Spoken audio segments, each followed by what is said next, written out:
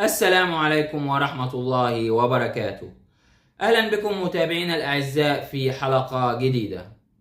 يلا بينا نشوف المشكلة اللي جايالي. ازيك يا عبد الرحمن؟ أنا بنت وحابة أحكي لك عن تجربة سيطرت على حياتي لسنين طويلة.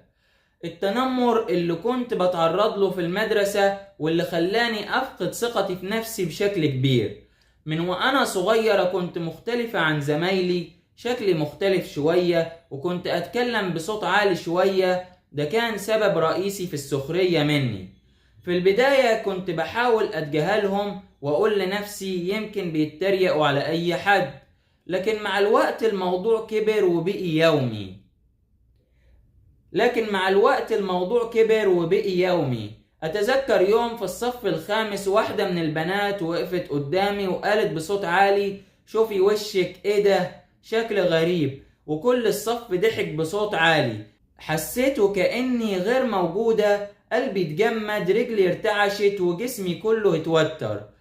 رحت أجلس في آخر الفصل أبكي بصمت، دموعي سايحة على خدي ومحدش وقف جنبي. اللي زاد الموضوع سوء إنه أثر على حياتي كلها.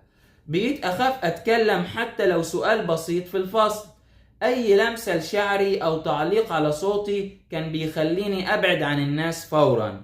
حاولت أخفي نفسي، أخفي وشي، أخفي صوتي وأبقى غير مرئية. كان في مواقف يومية صغيرة بتوجعني. في الاستراحة البنات يتجمعوا يتكلموا عن أي حاجة وأنا قعدت لوحدي على الكرسي أحاول أقرأ كتاب وأهرب من العيون اللي بتسخر.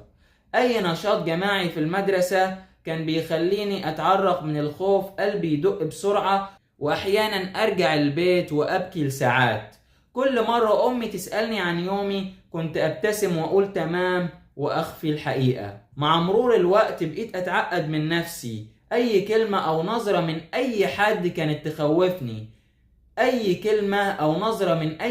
كانت تخوفني. أحكم على نفسي قبل أي حد. أي خطأ بسيط كان بيخليني أحس إني مش كفاية. حتى مع أصدقائي بقيت بعزل نفسي، مش قادرة أشاركهم أي لحظة فرح أو حزن.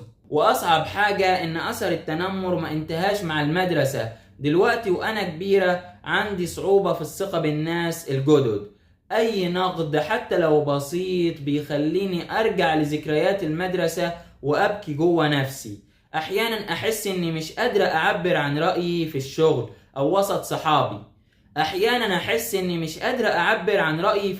أو وسط صحابي خوفا من السخرية أو التعليقات.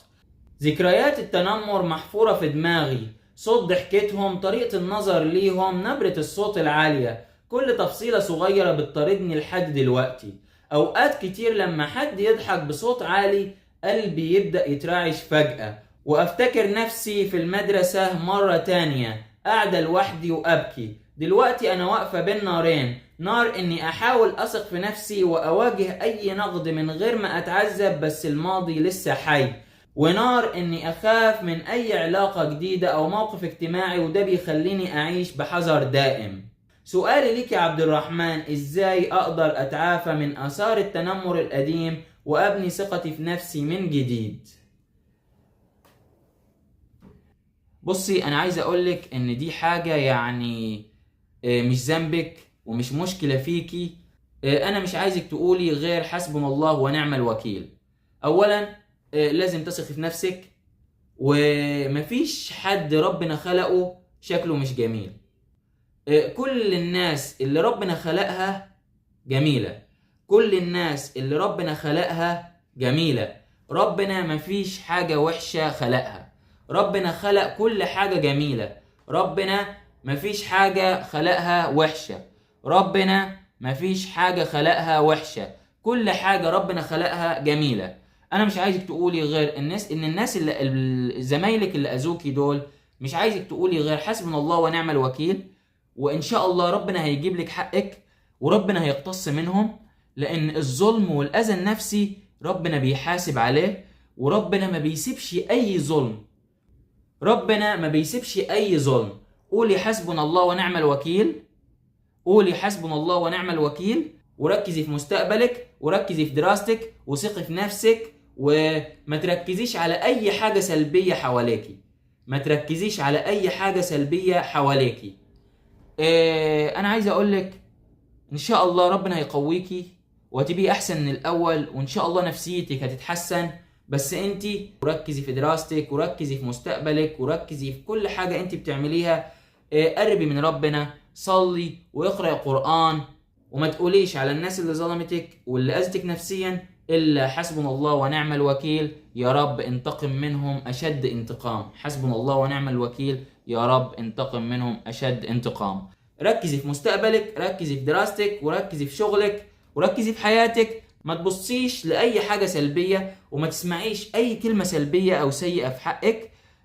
وعايز أقولك كمان إن أنت يعني لابد إنك بعد ما تخطي المشكلة اللي أنت فيها دي وتنسي المواضيع دي، إن شاء الله بإذن الله تعالى تبقي أقوى من الأول وأحسن من الأول.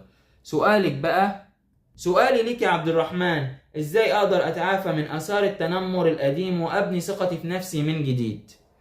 ما تركزيش في اي حاجة سلبية، ركزي في حياتك وركزي في مستقبلك وركزي في نفسك وركزي في دراستك، وان شاء الله باذن الله تعالى ثقتك في نفسك هترجع مع الايام شوية بشوية. بس انا عايزك يكون عندك ارادة وعزيمة واصرار انك تنسي كل اللي فات.